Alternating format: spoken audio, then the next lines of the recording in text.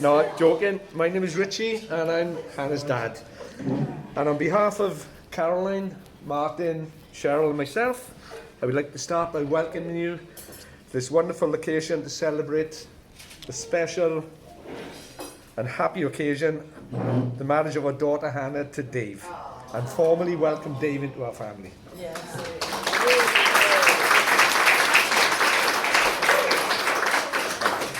It really is great to see so many friends and family here today, especially those who have come a long way. And it means a great deal to Hannah and Dave that you can be here today. Right. Also, a very special thanks to Richard, whose input into the wedding celebrations via many conference calls from Malta and the organisation of the cars is much appreciated. Also, I would like to spare a thought, for those we would have liked to have been here today. But I am sure they're here instead. Now, I realise I'm only the warm-up act, right, for the star speakers, Dan, Dave's best man, and Dave himself. No doubt that Dan has one or two stories to reference Dave. No, he doesn't. No. And this is probably the only time I'll be allowed to speak without being interrupted. Now, it's customary for the father of the bride to come up with a bit of a tale about his daughter's childhood. Now, as a child, Hannah could be a little impatient, as we found out when one day she'd asked Richard to cut her hair a bit shorter. Now, for whatever reason, on that day, Richard couldn't do it. So, later that evening, after Hannah had gone to bed, I went to visit the little boy's room. And after I came out, I noticed there was a lock of hair on the floor outside the room.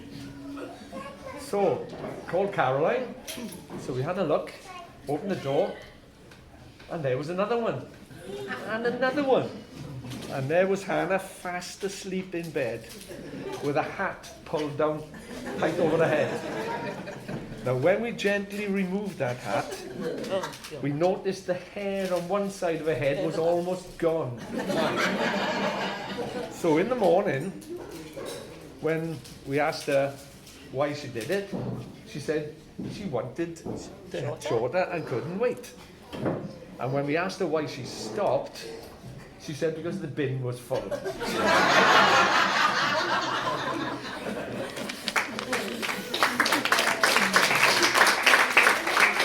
Now, Hannah, I used to look at you and see the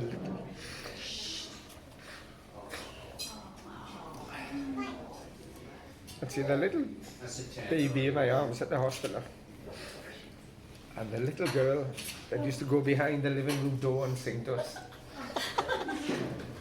But now I see the beautiful young woman here today, just about to start a new life with Dave.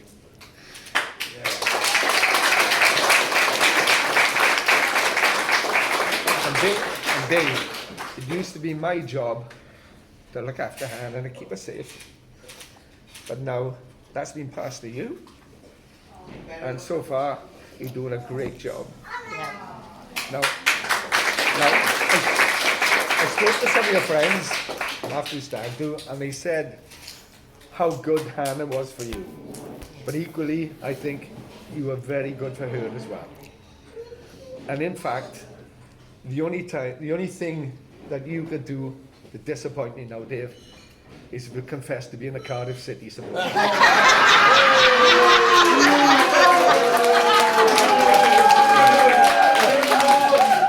Now, I have a couple of unable to attend cards have been handed to me.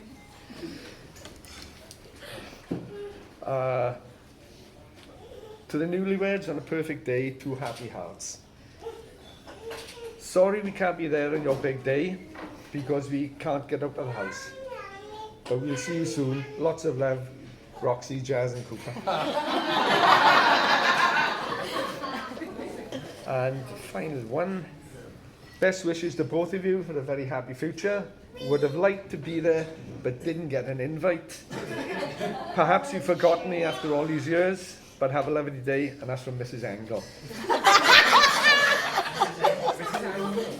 Mrs. Angle. Yeah. Now, ladies and gentlemen, if you want to be upstanding and toast the bride and groom, Hannah and Dave, Mr. and Mrs. James. Mr. and Mrs. James. Hey. And now hand you over to Dan or Dave. To Dave now. Yeah. That was your turn. Well done, Richard.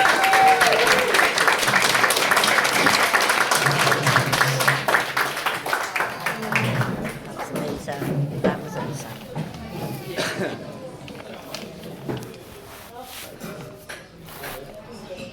Right, good afternoon, everyone. Afternoon.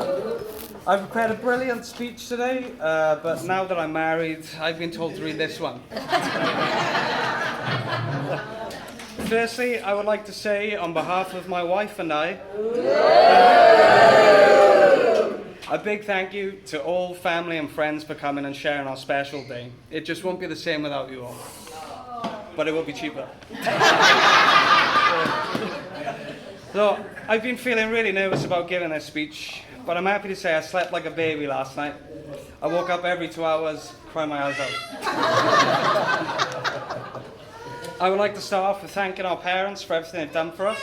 So, Mum and Dad, I just want to say thank you for being there all this time, through my achievements and my failures, and now the biggest moment in my life, my wedding.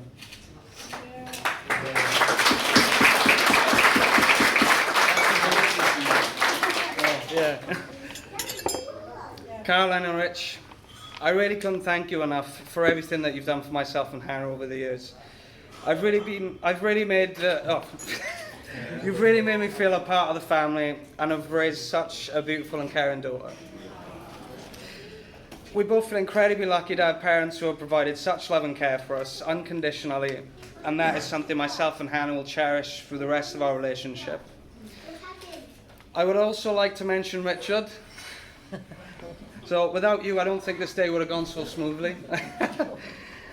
Myself and I would like to thank you for all the advice and help you've given throughout the planning of this wedding. So it means the world to us.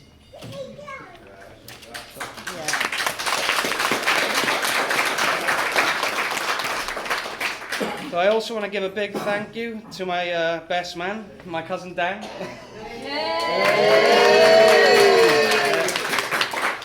So the stag was absolutely brilliant, and I think I speak for everyone when I say it's an experience we won't be forgetting for a long time.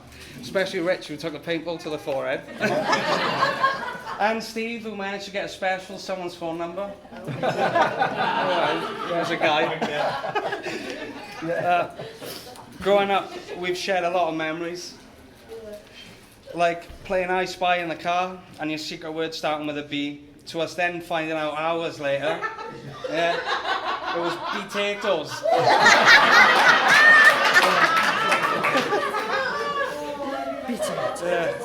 And our trip to Disneyland Paris, where we all went on Tower of Terror, probably dozens of times, just to get one funny photo. I know it's been a long time since we did any sleepovers, or since we used to send you upstairs to get the toy box and nannies. But I'd like to thank you for saying yes to supporting me on my big day. It means a lot to me.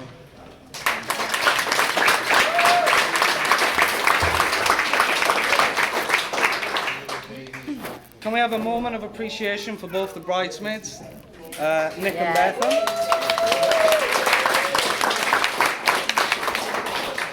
for performing their roles so gracefully and for looking fantastic throughout the day. I'd also like to thank them for doing such a great job in making sure Hannah didn't change her mind. So around 9 years ago I met Hannah. We both worked in a small shop together. I can't say that it was love at first sight because I wasn't wearing my glasses. Since meeting Hannah, over the course of our relationship, we have shared some incredible experiences and made some special memories together.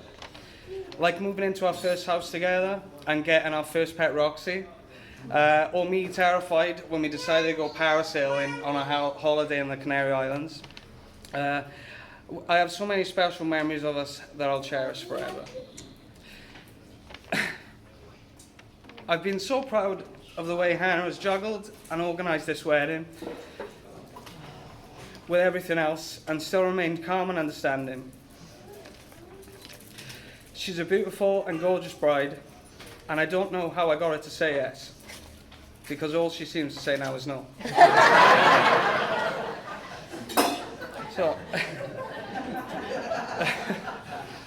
before I come to a close, and before we raise our glasses, I'd like us to take the time to lovingly remember those close to our hearts who are no longer with us today. Ladies and gentlemen, please be upstanding.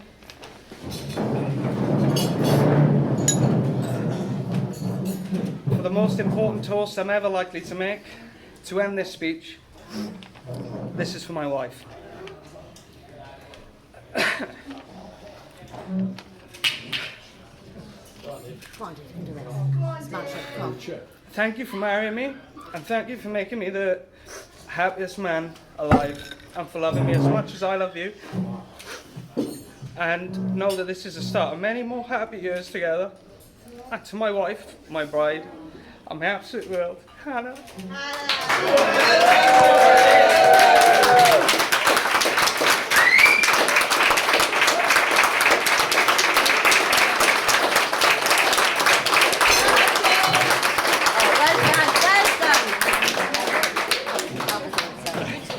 That was awesome.